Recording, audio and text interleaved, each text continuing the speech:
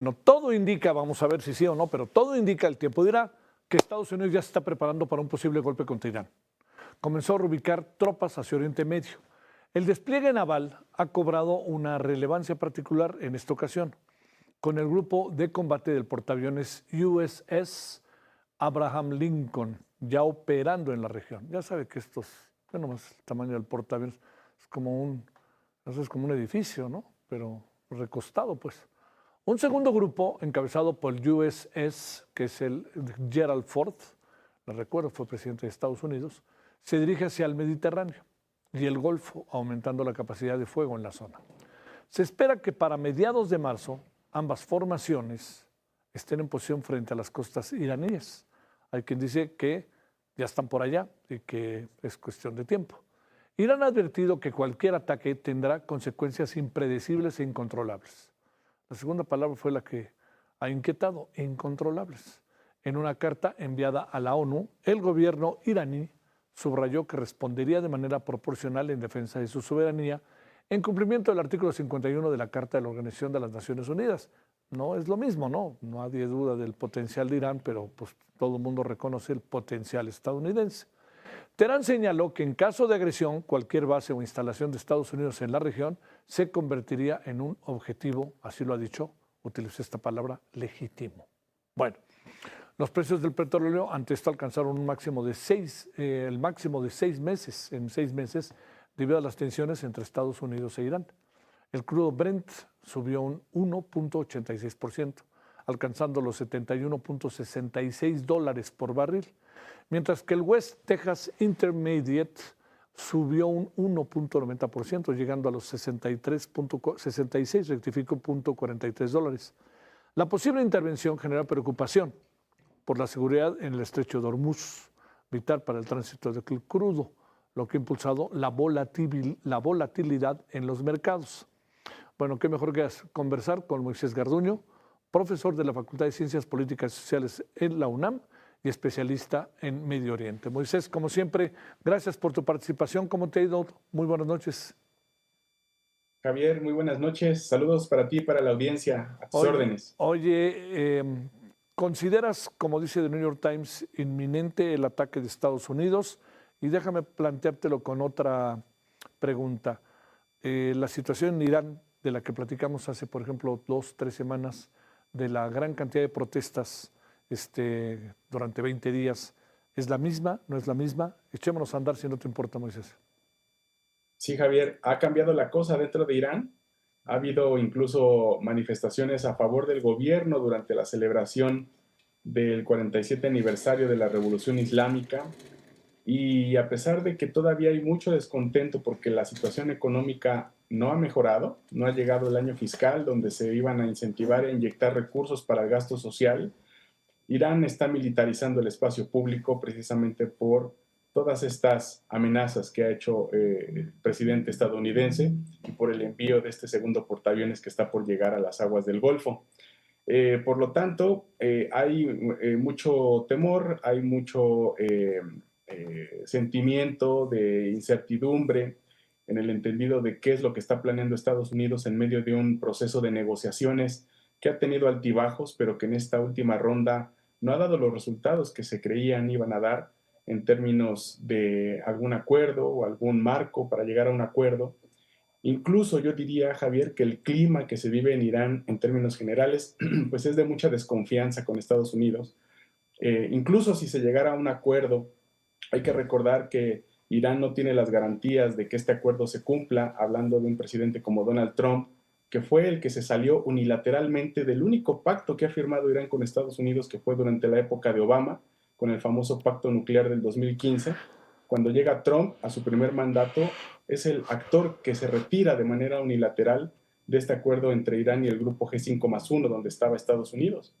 Entonces Irán evidentemente tiene desconfianza de cualquier pacto que se pueda llegar a dar, pero aún así es el camino que está tomando Irán, apegado a la Carta de Naciones Unidas, sobre todo el artículo 51, diciendo pues que en caso de que sea atacado militarmente Irán, evidentemente va a responder, y eso cambia con respecto a lo que pasó en junio del año pasado, donde los tomaron por sorpresa, se asesinaron a muchos comandantes de alto rango en Irán.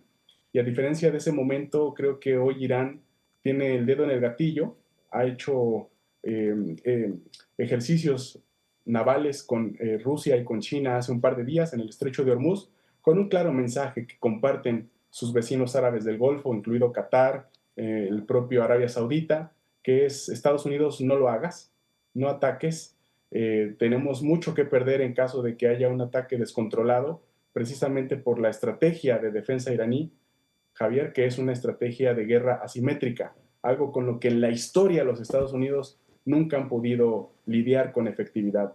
Vietnam, el caso de Irak, el caso de Afganistán, todos estos escenarios Estados Unidos barrió con los objetivos alcanzados por sus bombas, pero esas guerras nunca las ganó. En Afganistán salieron de una manera muy atropellada cuando llegó Joe Biden. En Vietnam, todos sabemos la historia de Vietnam después de que arrasaron la jungla. Y en Irak vemos cómo está hoy despedazado y Estados Unidos no controla evidentemente el gobierno de Irak. Entonces es un escenario muy comprometedor para Estados Unidos, es un clima comprometedor también para la región entera. Las inversiones de los países árabes del Golfo, como tú muy bien dices, por los precios del petróleo que podrían subir, podría generar un alto precio de los energéticos a nivel global y esto haría que los países árabes del Golfo que dependen del petróleo pierdan mercado y para ellos, Javier, el mercado lo es todo. Entonces, estas son las complejidades de un ataque. Yo me resisto todavía a pensar que es inminente a pesar de todas las señales que ha dado Estados Unidos y las amenazas, porque en realidad yo creo que el que quiere la guerra no es Trump, sino es Israel. Y en este caso es la dupla que está tratando de hacer Netanyahu y el gobierno de derecha presionando a Donald Trump, porque ellos creen que este momento es irrepetible en la historia y es el momento para golpear Irán. Veremos qué es lo que decide Donald Trump en el paso de estos días, de estos 10 días, aunque Javier, y con esto cierro esta parte, ¿Sí? siempre ante estos escenarios puede haber problemas pues, operaciones de falsa bandera, sabotajes, incluso puede haber por ahí un detonador de un conflicto que no se quiere, pero que ante el detonador puede ser que se provoque. Y eso sí, Javier, yo creo que una imagen, en caso de que se pudiera dar un ataque entre Estados Unidos e Irán, una imagen de un portaaviones hundiéndose en el Golfo Pérsico no sería buena prensa para Trump ante un escenario electoral en noviembre próximo. No, no, además, dice Irán en su respuesta, utilizó una palabra que me llamó la atención, ¿no? Puede haber reacciones impredecibles, lo que me hace pensar que podrían estar del lado del propio gobierno iraní, pero también del lado de simpatizantes y de otros grupos de la zona, ¿no?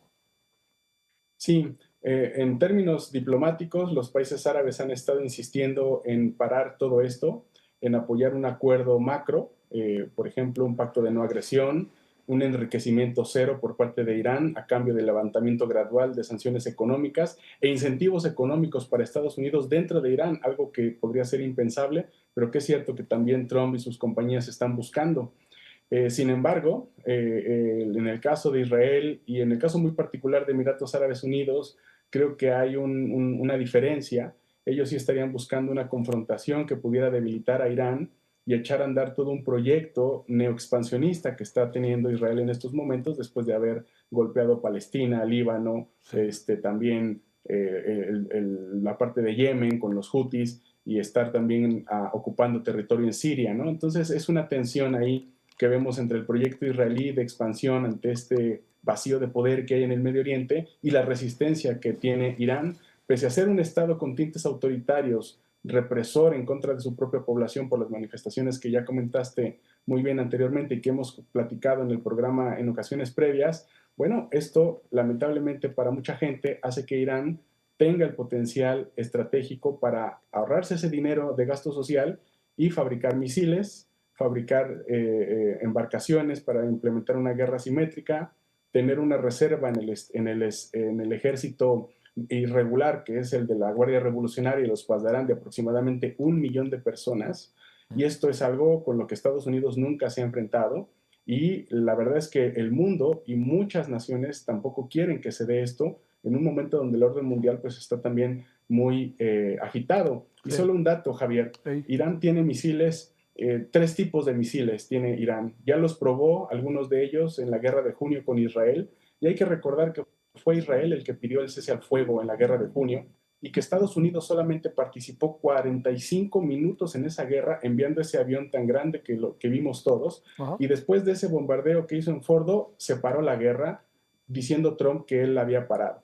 Entonces, Estados Unidos en realidad simplemente ha estado explorando estas posibilidades para tener entradas rápidas, salidas triunfantes y vendibles ante la prensa sin poner en riesgo lo que Trump siempre criticó, que fueran guerras empantanables para el ejército de los Estados Unidos. Si Irán llega a ocupar los misiles que no probó en la guerra de junio, eso puede ser peligroso para los Estados Unidos, porque la guerra asimétrica es algo que ni el Gerald Ford ni el Abraham Lincoln pueden contener por sí solos, sobre todo con la ayuda que Rusia y China le ha estado proporcionando a Irán en los últimos años.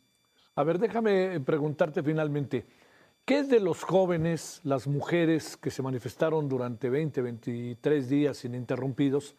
¿Dónde están ellos ahora? ¿Qué fue lo que pasó? Porque no les satisfacieron sus demandas, a las mujeres no se las satisfacieron.